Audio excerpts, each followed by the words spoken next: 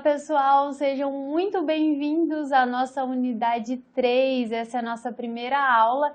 Eu sou a professora Bruna, estou aqui com vocês nessa trajetória de discutirmos sobre estágio supervisionado e políticas públicas. É um prazer estar aqui em mais uma unidade com vocês, então pega seu livro aí na mão, como eu sempre digo, tome nota de todos os pontos que são importantes, porque afinal de contas, o campo de estágio é muito rico, é um ambiente onde nós podemos, de fato, aprender muitas coisas, então não deixa passar nada desse período, anote tudo, toma nota de tudo que a sua supervisora acadêmica disser, de tudo que a sua supervisora de campo trouxer para você como informação, porque realmente vai passar rápido e depois a sua jornada será como assistente social formado e não mais como estagiário, certo? Então, sejam bem-vindos, vamos lá então juntos para a nossa unidade 3. Nossa proposta aqui é discutir a atuação profissional do assistente social, obviamente, na política de saúde.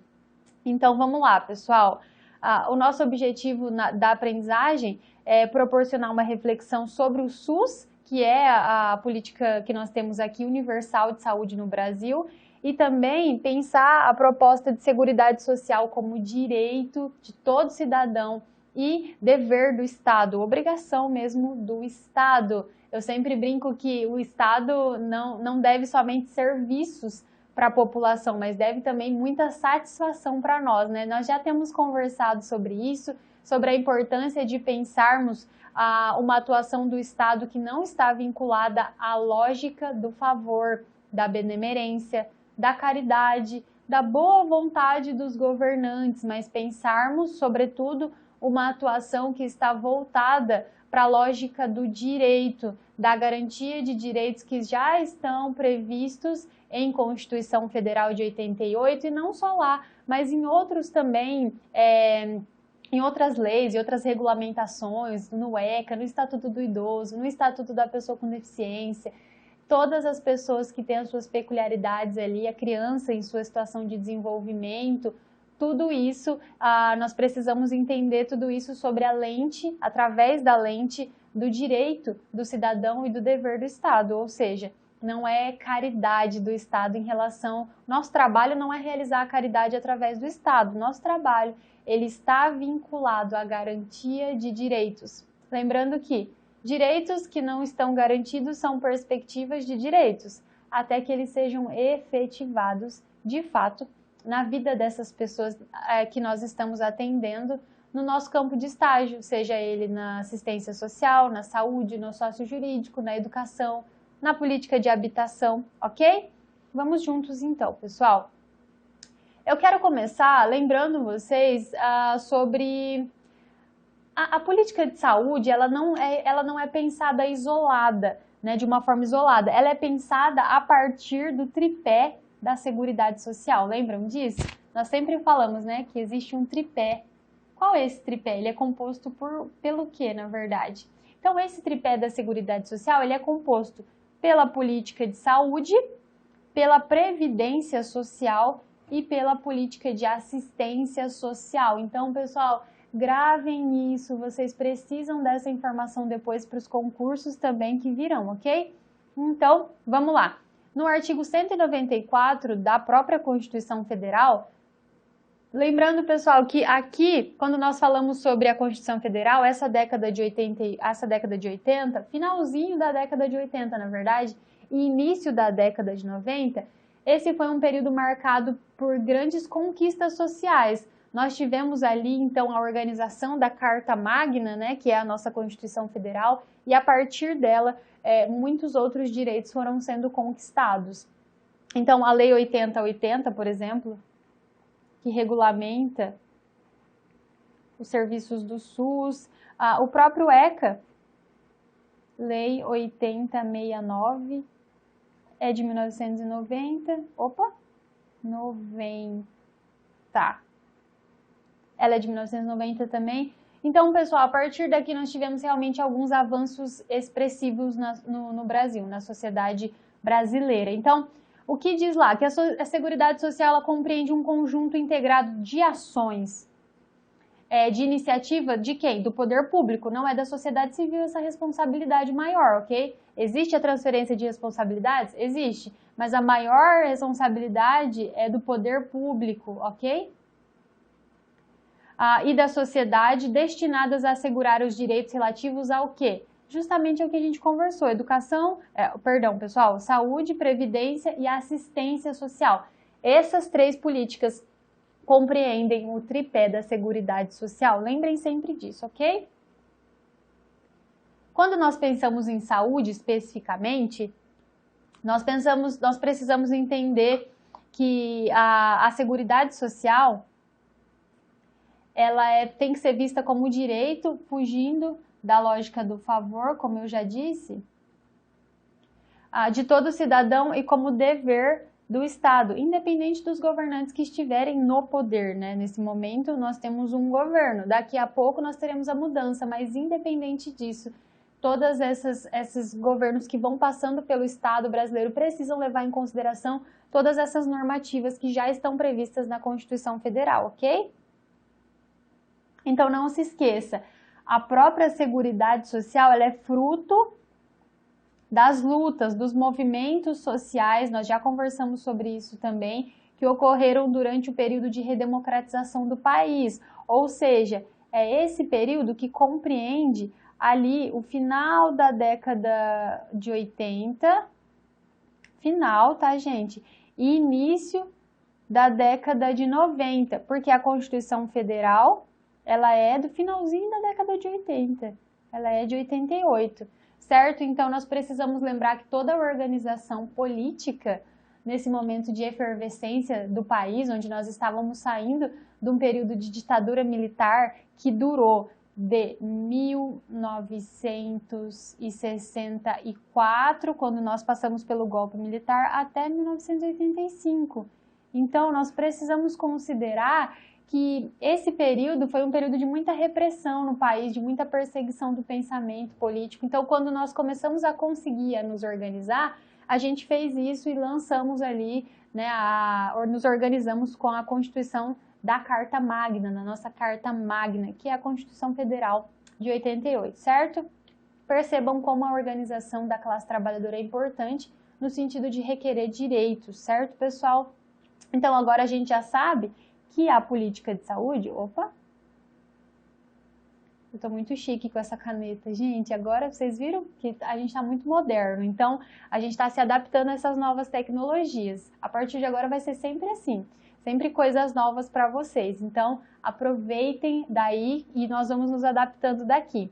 Então agora a gente já sabe que a saúde ela é um direito de todos, ou seja, não tem nenhuma restrição e nenhum caráter de renda que precisa ser analisado para que nós possamos acessar os serviços de saúde. E ela também, por sua vez, é um dever do Estado. Se você, de repente, é uma pessoa que precisa, que tem a necessidade de pagar um plano de saúde, é aquela mesma discussão que nós já conversamos aqui, que nós, infelizmente, no Brasil pagamos 2 vezes pelo mesmo serviço, porque nós já pagamos por saúde de qualidade, mas como nós, de repente, não temos acesso a esses serviços, nós pagamos novamente por um serviço de qualidade através dos planos de saúde. Ok, pessoal? Mas essa é uma discussão que já foi realizada, já demos início a essa discussão em algumas aulas anteriores.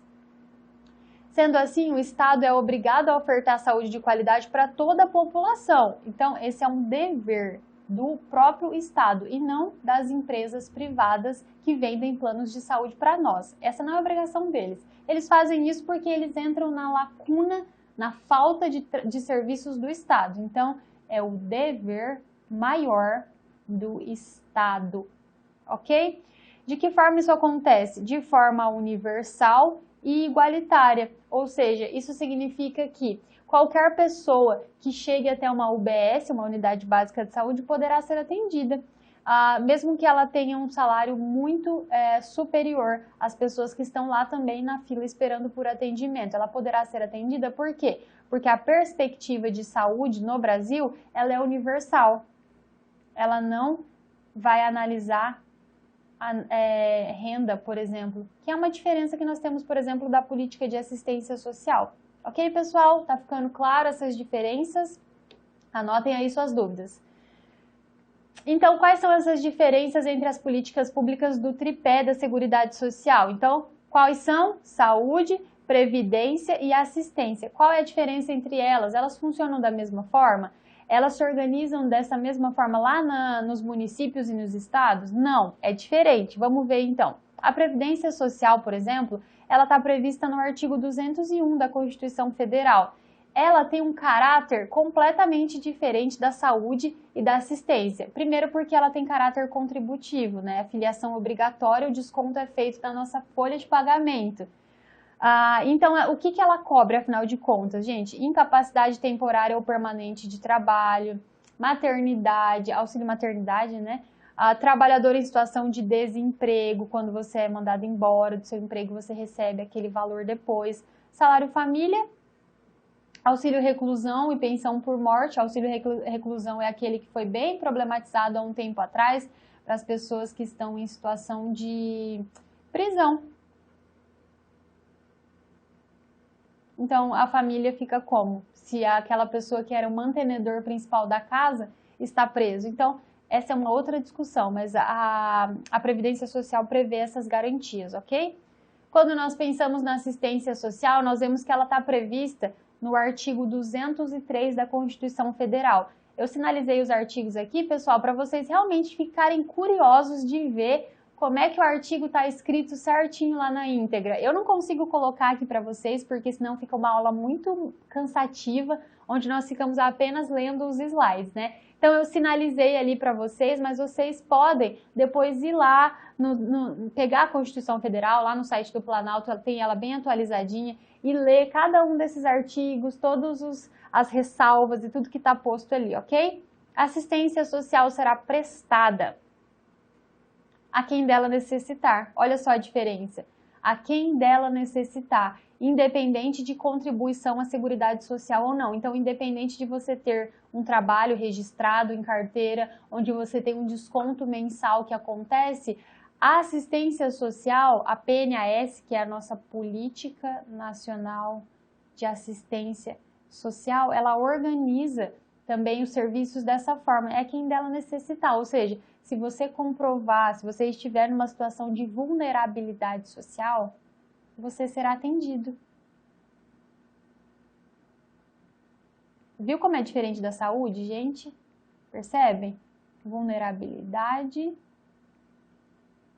social, ok? Por isso existe uma análise do critério de renda, ok? Para você, por exemplo, acessar os benefícios da política de assistência social, você precisa ser alguém que realmente não tem como fazer isso através de si mesmo ou através da sua família, ok? Então, é por isso que nós temos essas diferenças que precisam ser sinalizadas dentro, né, no interior do tripé da Seguridade Social, tem essas diferenças em relação às políticas. Então, vamos lá, vamos recapitular, porque a assistência social é uma política que emprega muitos assistentes sociais, então a gente precisa ter alguns aspectos bem claros. A assistência social é dever do Estado, assim como a saúde é? Ok, sim, é dever do Estado. É direito do cidadão? Sim. Ela é universal? É, mas é a quem dela necessitar. Qualquer pessoa do Brasil pode acessar a política de assistência, mas eu vou observar os critérios de renda. Porque, por exemplo, pensem no benefício que é mais vinculado à nossa profissão, a entrega da cesta básica, né? A gente já sabe, a gente já realizou essa discussão de que não é somente o assistente social que pode fazer isso, essa não é uma atribuição privativa dos assistentes sociais, ou seja, qualquer pessoa do equipamento, do CRAS, por exemplo, pode realizar a entrega desse benefício, certo? Então, essa não é uma atribuição privativa nossa do serviço social, mas para eu fazer a entrega desse benefício, eu preciso entender que essa é uma pessoa que está numa situação de vulnerabilidade social, em decorrência do desemprego, em decorrência da morte de um mantenedor, da prisão, em decorrência de diversos fatores, diversas expressões da questão social podem levar uma família a requerer um benefício como esse, ok? Então, pessoal, é importante sinalizar essas diferenças. É universal, qualquer pessoa do Brasil pode procurar esses serviços, mas não significa que ela será atendida com todos os benefícios da política de assistência social, ok? Ela vai ter sempre que que observar os critérios de renda, ok? Ela independe de contribuição, então, como eu havia dito, você não precisa necessariamente estar trabalhando ou ter contribuído com a Previdência Social para ser atendido por essa política. Infelizmente, nós temos esse último aspecto aqui também para dizer para vocês que ela visa atender e promover somente os mínimos sociais, ou seja, não vou, através da política pública de assistência social, conseguir promover uma situação de extremo bem-estar social. Eu vou conseguir, através das minhas ações, com as políticas públicas, com essa política pública, atender minimamente o que essa família precisa para aquele momento. E é claro que a PNAS também vai trazer, a Política Nacional de Assistência Social também traz a perspectiva de não atender somente através de benefícios, mas ela vai dizer que é uma via de mão dupla. São benefícios que andam em conjunto ao ladinho de serviços. Ou seja, o benefício, ele é necessário, sim, para situações de emergência, inclusive, enquanto a família precisar, mas isso aqui tem que acontecer junto com o desenvolvimento de serviços com essas famílias, o trabalho social com famílias que nós conversamos na unidade 2. Vocês se recordam? Se vocês não se recordam, voltem lá e assistam novamente. Certo, pessoal? Essa era a nossa proposta de estudo, de análise, de conversa sobre o início da unidade 3. Essa discussão, como eu sempre digo, será mais aprofundada ainda. Então, eu te vejo na próxima aula. Um abraço, se cuidem aí e até mais!